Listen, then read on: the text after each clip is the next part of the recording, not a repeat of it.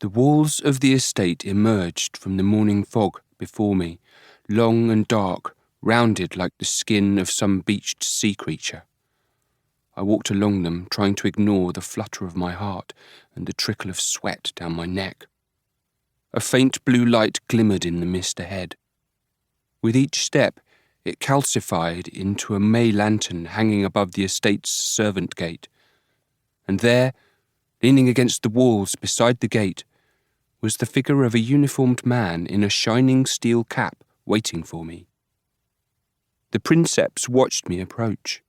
He cocked an eyebrow at me, and it climbed higher up his forehead the closer I came to him. By the time I'd finally stopped before him, it had almost joined the hair atop his head. I cleared my throat in what I hoped was an authoritative manner, and said, "Signum Dinios Cole, assistant to the investigator. I'm here about the body." The princeps blinked, then looked me up and down. Being as I was nearly a head taller than him, it took him a moment. "I see, sir," he said. He gave me a short bow, a quarter of a full bow, maybe a third, but then did not move. "You do have a body, yes?"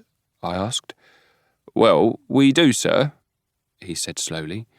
He glanced over my shoulder down the fog-strewn lane behind me.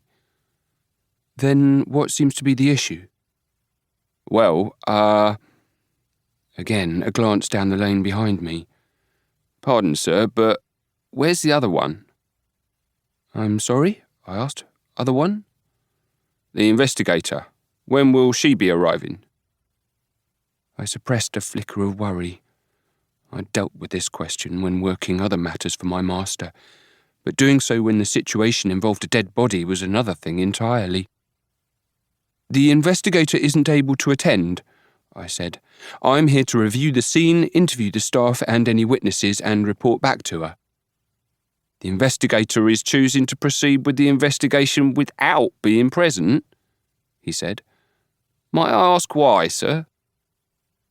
I took him in. His short mail shirt glinted in the low light, each ringlet dabbed with tiny pearls of condensation. Very fancy. Ornate belt at his waist, slightly soft belly hanging over the buckle, a consequence of early middle age. Same for the thread of grey in his beard. Black boots highly polished, trim woven with seaweed-stained leather. The only standard issue item on his body was the long sword in his scabbard, and his dark red cloak, indicating he was an apathetical, an imperial officer responsible for managing the Empire's many organic alterations. The rest of it he must have purchased himself, probably for a princely sum.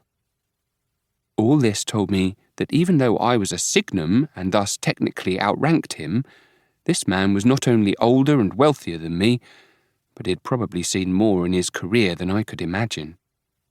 I couldn't blame him for wondering why the investigator had sent this 20-year-old boy in ratty boots to a death scene all on his own. "The investigator usually is not present at investigations, Princeps," I said. "She sends me to assess the situation and uses my report to make the appropriate conclusions." "The appropriate conclusions?" the Princeps echoed. "Correct," I said. I waited for him to permit me inside. He just stood there. I wondered if I was going to have to order him to let me into the estate. I'd never given a direct order to an officer of another imperial administration before, and did not entirely know how to go about doing it.